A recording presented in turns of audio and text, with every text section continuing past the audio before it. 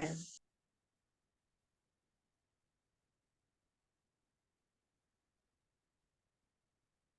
Oke, silahkan lanjutkan.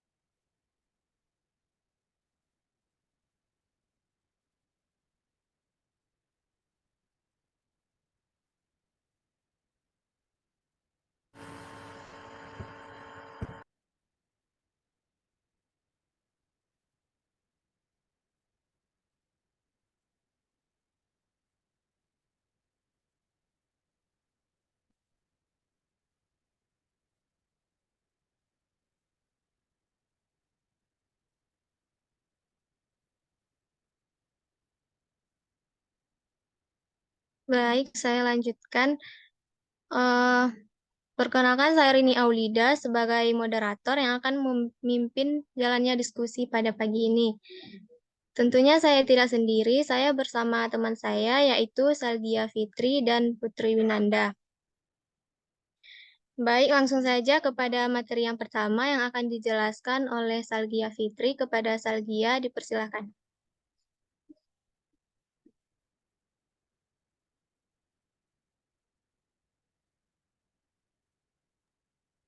Baik, sebelumnya terima kasih kepada moderator. Baik, saya sebagai pemateri pertama akan mempresentasikan materi mengenai makna dan cara mendapatkan pengetahuan. Yang pertama yaitu makna pengetahuan. Dalam bahasa Inggris, pengetahuan disebut dengan knowledge, sedangkan dalam Kamus Besar Bahasa Indonesia, pengetahuan diartikan sebagai segala sesuatu yang diketahui seperti kepandaian. Selain itu, dalam kitab klasik ilmu logika, pengetahuan merupakan suatu gambaran objek eksternal yang hadir dalam pikiran manusia. Dalam filsafat pengetahuan diartikan sebagai pengetahuan yang benar jika memenuhi beberapa kriteria kebenaran. Kriteria kebenaran tersebut didasarkan oleh teori koherensi dan teori korespondensi. Menurut teori koherensi, pengetahuan dianggap benar apabila pengetahuan itu sesuai dengan pengetahuan yang ada sebelumnya. Sedangkan menurut teori korespondensi, pengetahuan dianggap benar jika pengetahuan itu mempunyai ketertarikan dan dengan suatu kenyataan yang benar-benar ada. Sedangkan menurut pendapat para ahli, pengetahuan diartikan sebagai yang pertama menurut Noto Atmojo pada tahun 2003, pengetahuan adalah hasil dan ini terjadi setelah orang melakukan penginderaan terhadap suatu objek tertentu. Penginderaan terjadi melalui panca indera manusia seperti indera penglihatan, indera penciuman, indera pendengaran, indera perasa, dan indera peraba. Yang kedua, menurut Mubarak pada tahun 2011, pengetahuan adalah segala sesuatu yang diketahui berdasarkan pengalaman manusia itu sendiri, dan pengetahuan akan bertambah sesuai dengan proses pengalaman yang dialaminya. Uh, Selanjutnya itu menurut Rusmini, 2014, pengetahuan adalah sebuah istilah yang digunakan untuk pemahaman seseorang tentang sesuatu hal. Pengetahuan terdiri dari unsur yang mengetahui hal yang diketahui dan adanya keinginan untuk mengenal hal tersebut.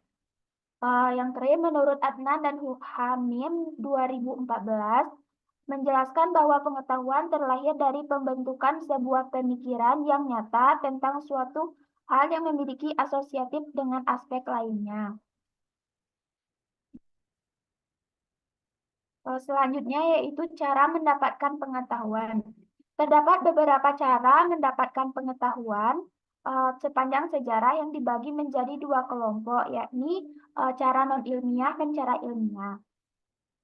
Cara non-ilmiah adalah cara yang diperoleh tanpa adanya penelitian, dan cara ilmiah yaitu cara yang diperoleh dari proses penelitian. Yang pertama ada cara non-ilmiah. Cara-cara pemerolehan pengetahuan dalam periode ini antara lain yang pertama yaitu cara coba salah atau trial and error. Eh, Cara mendapatkan pengetahuan dengan menggunakan metode ini memakan waktu yang cukup lama. Namun, metode ini mempunyai banyak jasa dalam meletakkan dasar-dasar menemukan teori-teori dalam berbagai cabang ilmu pengetahuan. Cara coba salah ini dilakukan dengan menggunakan beberapa opsi kemungkinan dalam proses pemecahan masalah. Jika satu kemungkinan tidak berhasil, maka dicoba kemungkinan yang lain. Begitupun seterusnya hingga berhasil memecahkan masalah. Yang kedua ada cara secara kebetulan. Penemuan kebenaran secara kebetulan atau tidak sengaja terjadi karena tidak disengaja oleh orang yang bersangkutan. Yang ketiga yaitu cara otoritas. Yang keempat yaitu berdasarkan pengalaman sendiri. Pengalaman sendiri atau pribadi dapat digunakan sebagai cara mendapatkan pengetahuan, yaitu melalui cara mengulang kembali pengalaman yang pernah diperoleh untuk memecahkan masalah yang dihadapi pada masa lalu. Apabila dengan cara yang digunakan tersebut berhasil, maka untuk memecahkan masalah yang sama kita dapat menggunakan cara tersebut. Yang kelima yaitu cara akal sehat. Akal sehat dapat menemukan teori atau kebenaran. Misalnya, pada masa lalu, cara orang tua dalam menasihati anaknya yaitu menggunakan cara hukuman fisik apabila anak berbuat kesalahan. Ternyata cara seperti itu masih dilakukan sampai sekarang dan berkembang menjadi teori atau kebenaran bahwa hukuman adalah metode bagi pendidikan anak meskipun bukan yang paling baik. Yang keenam yaitu kebenaran melalui wahyu. Ajaran dan norma agama adalah kebenaran yang berasal dari Tuhan yang diwahyukan kepada para nabi. Kebenaran ini harus diterima dan diyakini oleh pengikut-pengikut agama yang bersangkutan. Yang ketujuh yaitu kebenaran secara intuitif.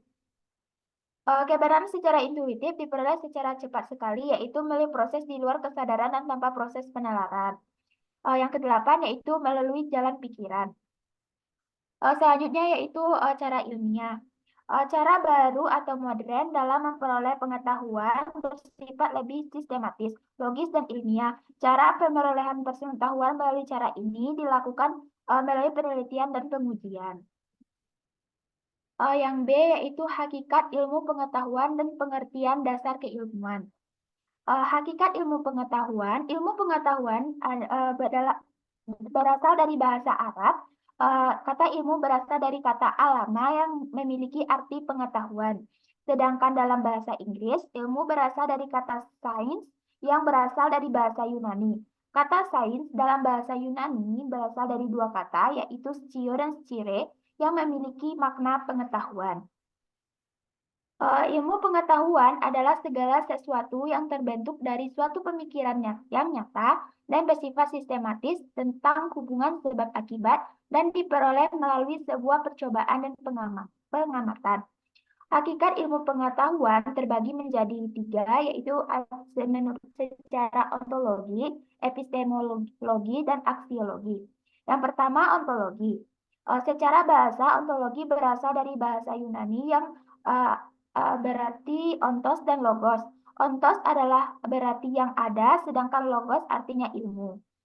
Secara istilah, ontologi adalah cabang dari ilmu filsafat yang berhubungan dengan hakikat hidup tentang suatu keberadaan yang meliputi keberadaan segala sesuatu yang ada dan yang mungkin ada.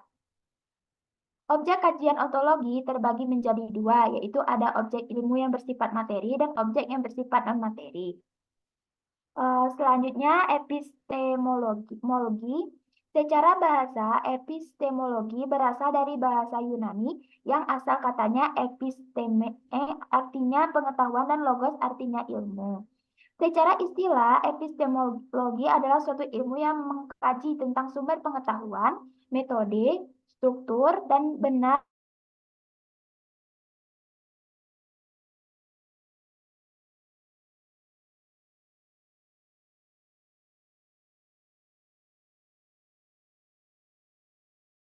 Aksiologi berasal dari bahasa Yunani, yaitu aksion yang berarti nilai dan logos berarti ilmu. Sederhananya, aksiologi adalah ilmu tentang nilai.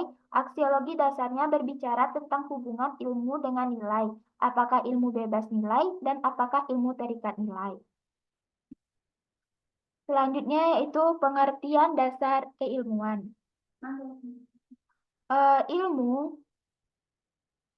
Ilmu atau sains berasal dari kata Latin scire, yang bermakna mengetahui. Ilmu juga bersifat kuantitatif dan objektif. Ilmu dapat didefinisikan sebagai pengetahuan yang bersifat tersusun atau sistematis yang diperoleh dari pengamatan dan percobaan. Terdapat poin-poin yang menjadi dasar pemahaman keilmuan, yaitu fakta, konsep prinsip, teori, dan hukum. Selanjutnya yaitu hakikat, kebenaran, dan sarana berpikir ilmiah, bahasa, matematika, dan statistik. Yang pertama, hakikat kebenaran. Kebenaran merupakan tujuan akhir dari sebuah pengetahuan. Dalam bahasa Inggris, kebenaran disebut dengan opini dan juga hayalan. Dalam kaitan ini, yang dimaksud adalah kebenaran dalam tataran pikiran manusia. Menurut Abu Hamid Al-Ghazali, kebenaran merupakan sisi kemahatauan Tuhan dan tidak mampu dipahami oleh manusia. Pandangan-pandangan tentang kebenaran secara spesifik dapat dirujuk kepada pendapat dua aliran besar dalam filsafat, yaitu aliran idealisme dan realisme. Teori kebenaran, yang pertama ada teori konsistensi. Menurut teori ini, kebenaran adalah suatu pernyataan atau kesimpulan yang ditetapkan sehingga konsisten dengan pernyataan dan kesimpulan terdahulu yang telah dianggap benar. Yang kedua ada teori korespondensi. Teori korespondensi disebut juga dengan accordance theory of truth. Menurut teori ini, kebenaran adalah keadaan, benar adalah kesesuaian antara arti yang dimaksud oleh suatu pendapat dengan apa yang merupakan faktanya. Yang ketiga yaitu pragmatisme. Menurut teori ini, kebenaran adalah suatu proposisi jika bermanfaat bagi manusia untuk bertindak dalam kehidupannya. Yang keempat ada teori empiris. Menurut teori empiris, kebenaran berdasarkan pada pengalaman dan tidak menggunakan putusan-putusan yang berlaku umum. Yang kelima yaitu teori semantik. Menurut teori semantik, kebenaran terdapat dalam metabahasa. Artinya, pernyataan-pernyataan tentang kebenaran berada dalam suatu metabahasa dan mengenai pernyataan-pernyataan dalam bahasa dasar. Yang terakhir yaitu teori performatif. Dalam teori ini, kebenaran lebih dititikberatkan kepada persetujuan. Pernyataan kebenaran merupakan persetujuan yang diberikan terhadap pernyataan tersebut. Baik, sekian penjelasan dari saya kembalikan kepada moderator. Terima kasih kepada Salgia Fitri. Materi selanjutnya akan dijelaskan oleh Putri Winanda. Kepada Putri, dipersilakan. Baik, terima kasih kepada moderator. Materi selanjutnya yaitu mengenai jenis kebenaran. Ada 3 jenis kebenaran. Yang pertama yaitu jenis kebenaran epistemologi. Jenis kebenaran ini disebut juga dengan kebenaran logis. Sesuatu dikatakan benar apabila apa-apa yang terdapat dalam pikiran subjek sesuai dengan apa yang ada dalam objek. Yang kedua ada jenis kebenaran ontologis. Jenis kebenaran ini berkaitan dengan sifat dasar atau kodrat suatu objek. Jenis kebenaran ontologis ini dibagi menjadi 3 bagian, yaitu jenis kebenaran ontologis esensial adalah kebenaran menyangkut sifat dasar atau kodrat sesuatu. Yang kedua ada jenis kebenaran ontologis naturalis, yaitu kebenaran menyangkut kodrat yang diciptakan Tuhan. Dan yang terakhir jenis kebenaran ontologis artifisial, yaitu kebenaran menyangkut kodrat yang diciptakan manusia. Selanjutnya ada jenis kebenaran semantik, yaitu jenis kebenaran yang berkaitan dengan pemakaian bahasa. Ini tergantung pada terbebasnya manusia sebagai makhluk yang bebas melakukan sesuatu, dan dalam hal ini bahasa merupakan ungkapan dari kebenaran itu sendiri. Selanjutnya ada ukuran kebenaran. Secara umum telah disinggung bahwa ada 2 jenis kebenaran, yaitu kebenaran mutlak dan kebenaran relatif. Kebenaran mutlak adalah kebenaran bersumber dari Tuhan, bersifat abadi, dan terhindar dari temporalitas. Adapun kebenaran relatif merupakan kebenaran yang tidak bersifat mutlak, suatu kebenaran yang dicapai sejauh kemampuan manusia dengan segala potensi yang dimilikinya, sehingga sampai kepada wujud kebenaran.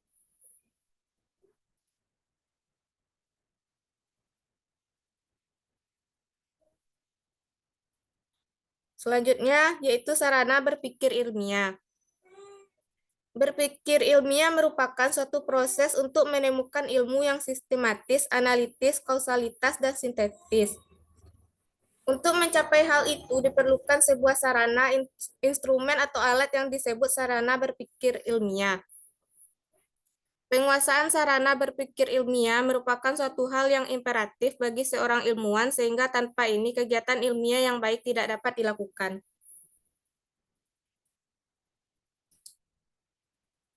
Sarana berpikir ilmiah yakni yang pertama ada bahasa. Hakikat bahasa yaitu simbol-simbol yakni sesuatu yang menyatakan sesuatu yang lain. Seperti awan hitam dengan turunnya hujan. Awan hitam sebagai tanda turunnya hujan, jika dikatakan bahasa sebagai suatu sistem simbol, maka ini mengandung makna bahwa ucapan pembicara dihubungkan secara simbolik dengan objek-objek tertentu. Melalui simbol, manusia dapat berpikir dan belajar dengan baik seperti simbol vokal dan arbiter. Simbol vokal adalah simbol yang membangun ujaran manusia yang berupa bunyi, yang urutan-urutan bunyinya dihasilkan dari kerja sama organ atau alat-alat tubuh dalam sistem pernafasan. Sementara simbol vokal arbiter bermakna mana suka, tidak perlu ada hubungan yang valid secara filosofis antara ucapan lisan dengan makna yang dikandungnya.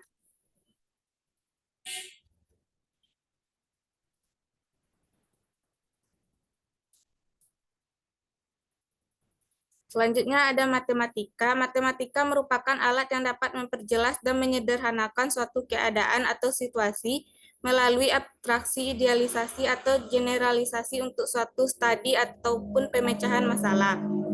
Pentingnya matematika tidak lepas dari perannya dalam segala jenis dimensi kehidupan.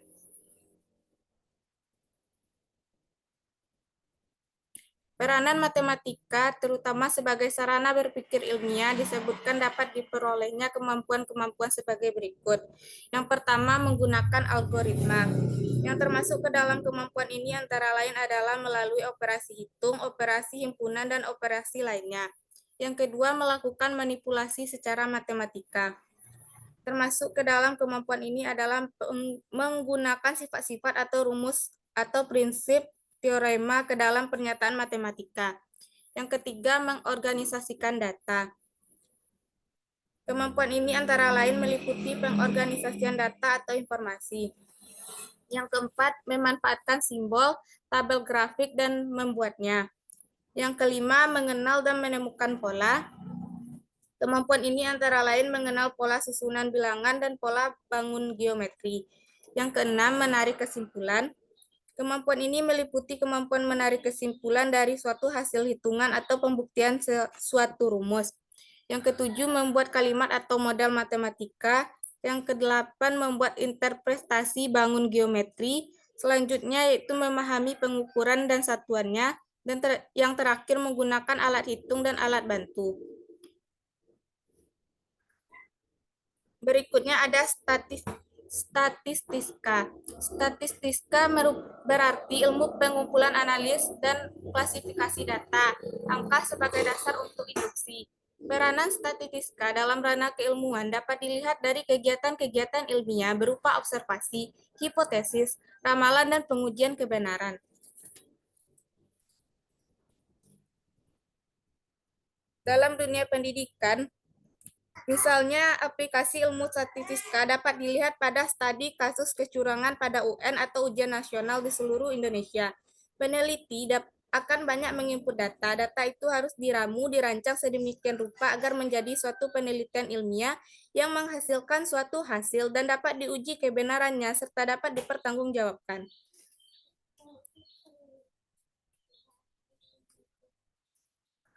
Selanjutnya ada logika berpikir dan penalaran induktif deduktif. Logika adalah suatu cabang filsafat yang membahas tentang aturan-aturan, asas-asas, hukum-hukum, dan metode atau prosedur dalam mencapai pengetahuan secara rasional dan benar. Penalaran merupakan suatu proses berpikir dalam menarik suatu kesimpulan yang berupa pengetahuan. Manusia pada hakikatnya merupakan makhluk yang berpikir, merasa, bersikap, dan bertindak. Dalam penalaran logika dibagi atas dua unsur. Yang pertama ada logika induktif. Dalam logika induktif, pernyataan dimulai dari ruang lingkup yang khas dan terbatas dan diakhiri dengan pernyataan yang bersifat umum. Selanjutnya ada logika deduktif. Cara berpikir dari pernyataan yang bersifat umum ditarik sebuah kesimpulan yang bersifat khusus. Kesimpulan deduktif biasanya menggunakan pola berpikir yang dinamakan silogisme. Silogisme disusun dari dua buah premis dan sebuah kesimpulan. Sekian penyampaian materi dari saya kembalikan kepada moderator. Terima kasih kepada Putri Winanda. Selanjutnya sesi tanya jawab. Sebelumnya izin Bu untuk pertanyaannya, berapa pertanyaan? Boleh terserah kelompok penyaji aja.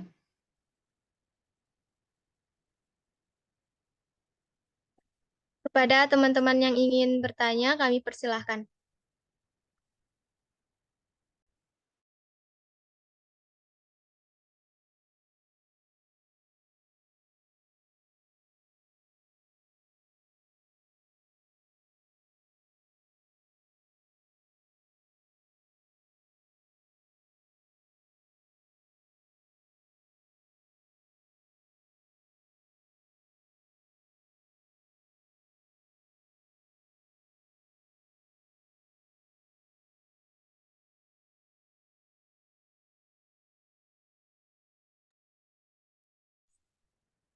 Kepada Risma Puspita, kami persilahkan.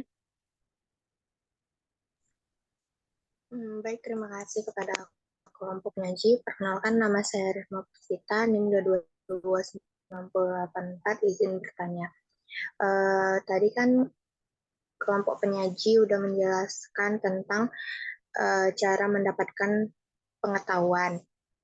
Cara mendapatkan pengetahuan kan ada dua, ilmiah dan non-ilmiah. Yang saya pertanyakan, dari dua cara tersebut, cara yang mana yang paling, menurut kelompok penyaji, cara yang mana yang paling efektif dan efisien, serta mudah untuk didapatkan, ditangkap oleh peserta didik. Dan sebutkan alasannya. Terima kasih. Baik, terima kasih. Selanjutnya kepada Rida Sakina Oktari, kami persilahkan.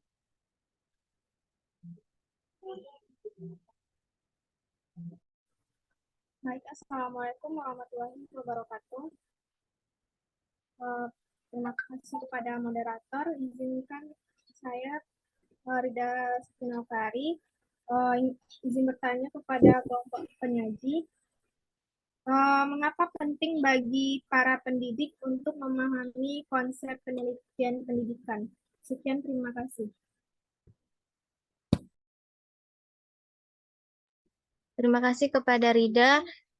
Selanjutnya kepada Raisya Permatasari, kami persilahkan.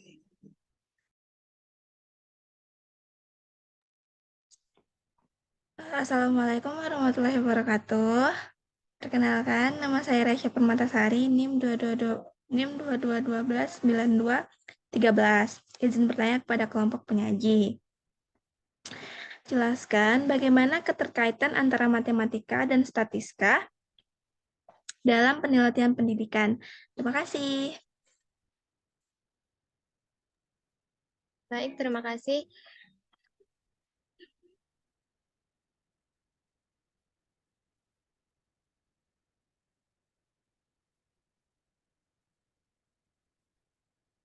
Kami meminta waktu untuk menjawab pertanyaan dari teman-teman yang bertanya.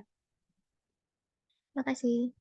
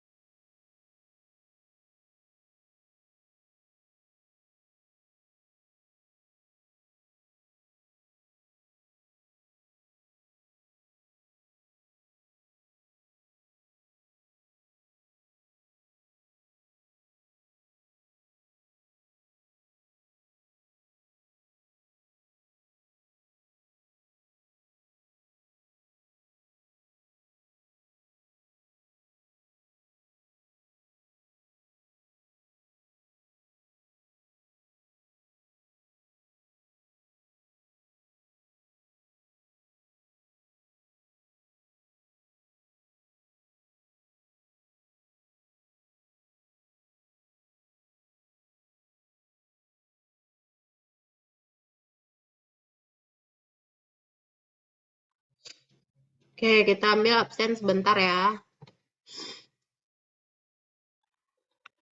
Rida, ada Rida? Hadir, Bu. Hadir. Rini, Hadir, Bu. Risa, Hadir, Bu. Risma, Hadir, Bu. Sylvia, Hadir, Bu. Siti Sarah, Hadir, Bu. Hadir, Bu. Naifa, Hadir, Bu. Paris Novel, Hadir, Bu. Penny Yuliana, Hadir, Bu. Putih Michelle, Putri Olivia, Hadir, Bu. Putri Ayu, Hadir, Bu. Putri Masayu, Hadir, Bu. Putri Nabila, Hadir, Bu. Radatul,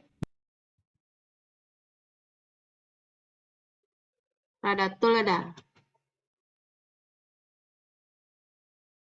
Radatul nggak ada ya. Raisyah, Hadir, Bu. Putri Salda, Hadir, Bu. Putri Widnanda, Hadir, Bu. Rafif ada? Ada ya. Rahma Vanessa, Hadir, Bu.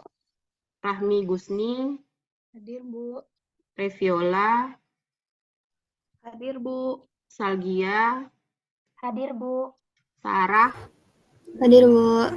Nia, Hadir, Bu. Nilva. Hadir, Bu.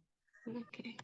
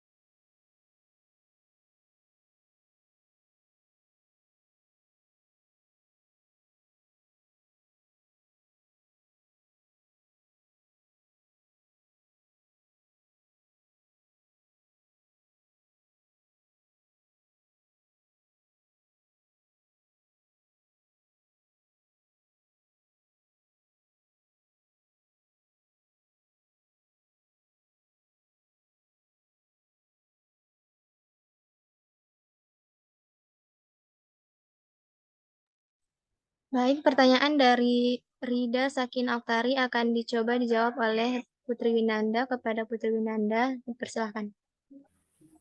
Baik, terima kasih kepada moderator. Perkenalkan, nama saya Putri Winanda, NIM 22129345, perwakilan dari kelompok 1 akan mencoba menjawab pertanyaan dari Rida Sakinah Oktari. Jelaskan mengapa penting bagi para pendidik untuk memahami konsep penelitian pendidikan. Pemahaman konsep penelitian pendidikan penting bagi para pendidik karena memungkinkan mereka untuk mengembangkan metode pengajaran yang didasarkan pada bukti dari data empiris, meningkatkan kualitas pengajaran, mengidentifikasi kebutuhan siswa, dan berkontribusi pada pengembangan pendidikan secara lebih luas melalui penelitian inovasi. Selain itu, pemahaman konsep penelitian pendidikan juga memungkinkan para pendidik untuk melakukan evaluasi terhadap keefektifan strategi pembelajaran yang mereka gunakan, mengidentifikasi tren dan perubahan dalam pendidikan, serta membuat keputusan yang lebih terinformasi untuk meningkatkan hasil belajar siswa secara keseluruhan. Demikian jawaban dari saya kembalikan ke moderator. Itulah jawaban dari kelompok kami. Apakah ada dari teman-teman yang ingin menambahkan jawaban?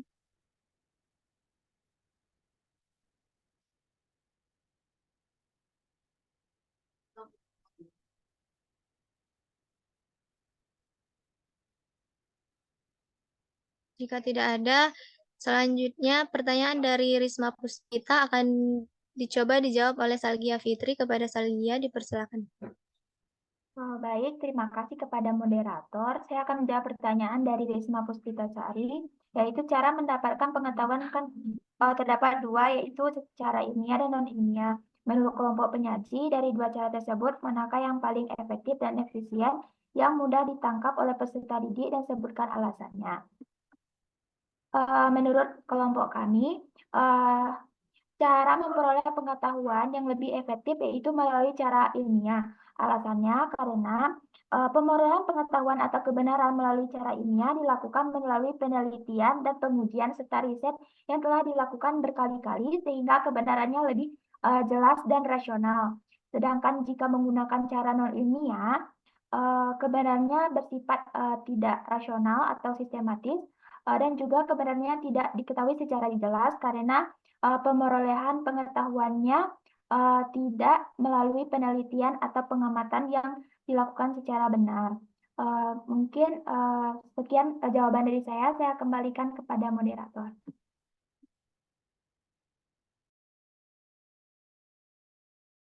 Terima kasih kepada Salgia. Itulah jawaban dari kelompok kami. Apakah ada dari teman-teman yang ingin menambahkan jawaban?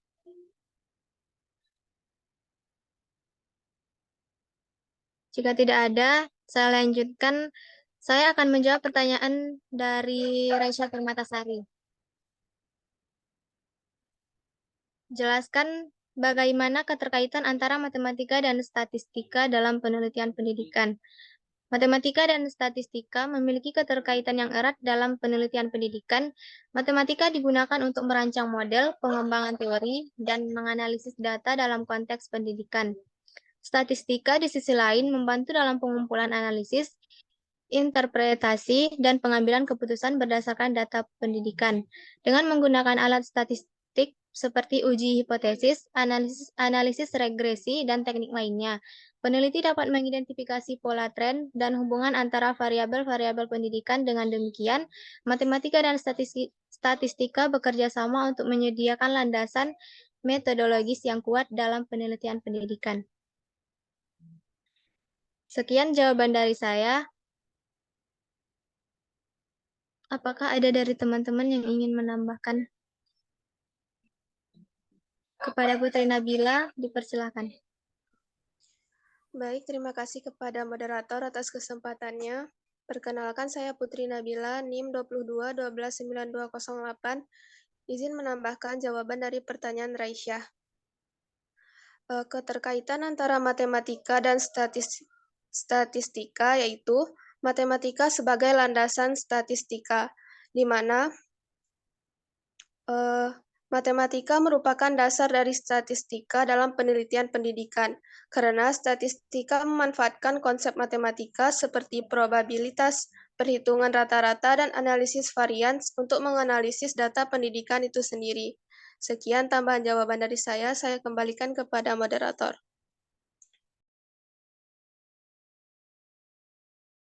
Terima kasih kepada Putri Nabila. Maaf sebelumnya saya lupa bertanya, apakah dari teman-teman yang memberikan pertanyaan menerima jawaban dari kelompok kami?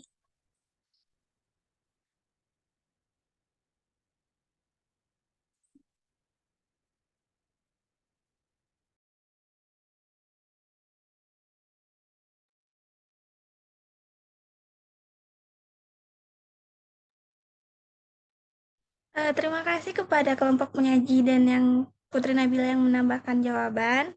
Saya menerima dan mengerti dengan jawabannya. Terima kasih.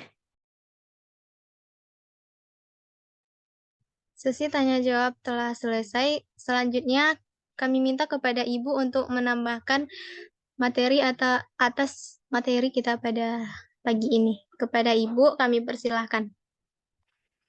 Oke, makasih. Jadi ini ya materi kita hari ini itu coba dilihat lagi RPS-nya kan ini.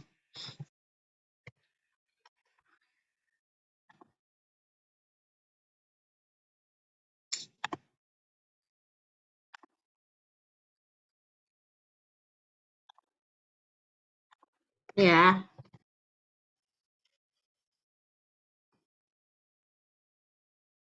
Nih, materi kita kan ini ya, mampu mengidentifikasi filosofi dasar penelitian pendidikan.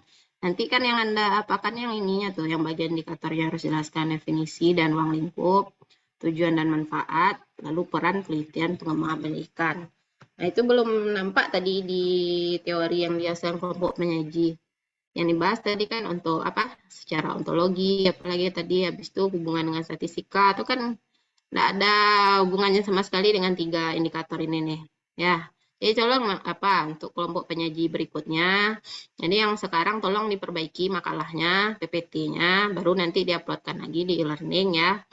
Nah, jadi silakan diuploadkan perbaiki dulu. Kalau yang kelompok bukan penyaji juga kalau salah materinya silakan diperbaiki dulu. Jadi ini materi kita hari ini definisi ruang lingkup, tujuan manfaat sama peran penelitian. Jadi bukan yang dijelaskan kelompok penyaji tadi. Oke, ya, nanti perbaikilah apanya. Jadi untuk minggu depan ini ya materi kita. Jadi Anda baca ini dulu apa materi kita minggu depan ini ya, rumusan masalah dan tujuan penelitian. Apa aja yang harus Anda buat ininya, permasalahan, perumusan masalah dan tujuan penelitian. Ini nanti akan ada di makalahnya. Jadi jangan sampai ini aja tapi Anda enggak lihat di sini ya. Jadi Anda mencari materi-materi apa aja jadinya, ngambang aja materinya. Oke. Ini nanti dilihat indikatornya di sini, itu yang Anda jelaskan nanti di makalah ya. Coba nanti diperbaiki makalah dan PPT-nya. Oke. Jadi kalau tadi kan udah dijelaskan sama kelompok penyaji tadi ya. Secara filosofinya. Ini tadi materinya. Kan ada secara ontologi, epistemologi dan aksiologi. Habis itu cara mendapatkan pengetahuan. Ini kan filosofi secara umum aja ini, filosofi, makna filosofi. Habis itu mendapatkan pengetahuan ada dengan cara non ilmiah dan ilmiah, hakikatnya ada ontologi, epistemologi, aksiologi, dasar keilmuannya ada fakta, konsep, prinsip, teori, hukum, ada teori konsistensi, korespondensi. Tapi kan yang indikator yang kita jelaskan tadi itu kan nggak ada dijelaskan ya. Ada pula yang bahasa, matematika, statistik, logika induktif, deduktif. Jadi nggak nyampe materi kita, tujuan materi kita hari ini itu nggak tersampai sama kelompok penyaji. Oke, ini nanti silakan diperbaiki makalah dan PPT-nya. Nah, jadi Bu jelaskan aja lah sedikit tentang ini ya. Nah, nih, penelitian pendidikan.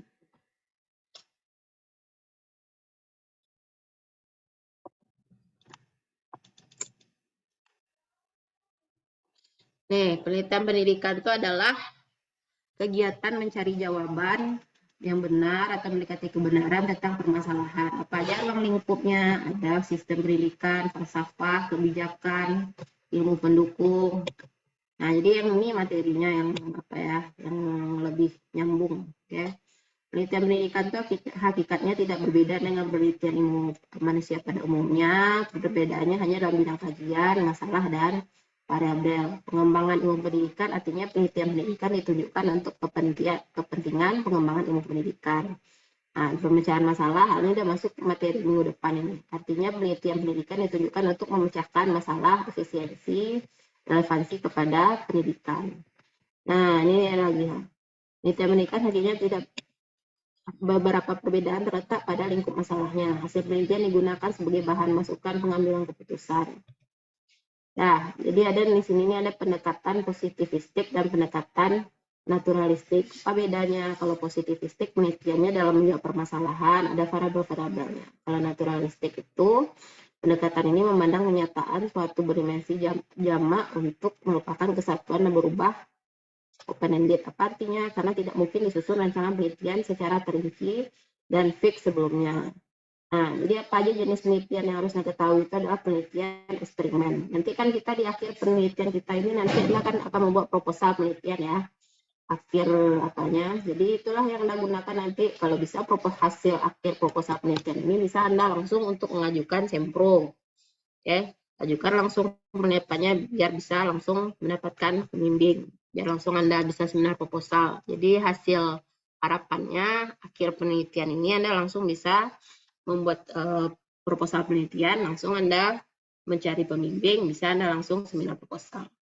Nah, nanti Anda carilah Anda mau penelitian seperti apa. Ada penelitian eksperimen. Kalau eksperimen itu apa? Ada variabel bebas, habis itu ada pengendalian semua variabel lain kecuali variabel terikat. Variabel bebas yang sengaja dimanipulasi oleh peneliti, sedangkan variabel terikat adalah variabel yang sengaja diukur. Nah, ini sifat penelitian eksperimennya. Kontrol merupakan keharusan dalam metode eksperimen. Tanpa kontrol tidak mungkin dapat menilai secara terandalkan efek-efek dari variabel bebas. Nah, ini desain eksperimennya adalah kerangka konseptual. Nah, apa fungsi eksperimen? Untuk memberikan kesempatan dan membandingkan kondisi yang dituntut oleh hipotesis penelitian. Nah, ini langkah-langkah. Ada tadi penelitian apa ya? Penelitiannya eksperimen. Sekarang penelitiannya adalah deskriptif. Apa bedanya? Kalau deskriptif itu berarti kita mendeskripsikan apa aja itu, ada perumusan masalahnya, ada informasi yang diperlukan, ada prosedur pengumpulan datanya, ada prosedur pengolahannya, ada kesimpulan penelitiannya.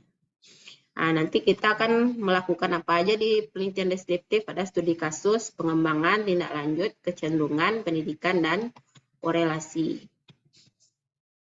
Nah, ini untuk instrumennya. Apa aja jenis instrumen dalam penelitian? Ada tes, wawancara, daftar inventory, skala pengukuran, observasi, dan sosiometri. Nah, ini dia yang namanya sampel penelitian. Nah, jadi yang seperti ini materi kita yang seharusnya yang Anda kemukakan, bukan yang filosofi. Itu tuh juga masuk ya, tapi kurang kurang mengena dengan RPS yang Ibu apakan di e-learningnya. Oke. Jadi nanti silahkan diapakan ya materinya, diperbaiki lagi sesuaikan dengan RPS-nya.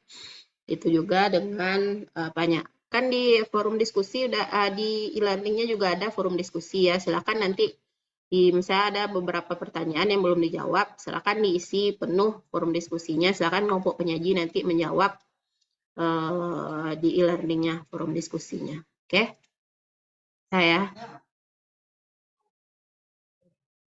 Baiklah, oke bisa ya nanti Ibu tunggu perbaikan makalah dan PowerPoint-nya nanti diuploadkan nanti di e-learning. Habis itu forum diskusinya silahkan nanti dibuat di pertanyaan-pertanyaannya, nanti jawabannya diuploadkan juga di sana. Oke, bisa ya. Absen e-learningnya udah diisi? Sudah, Bu. Oke, Bu akhiri pertemuan kita hari ini. Assalamualaikum warahmatullahi wabarakatuh. Waalaikumsalam.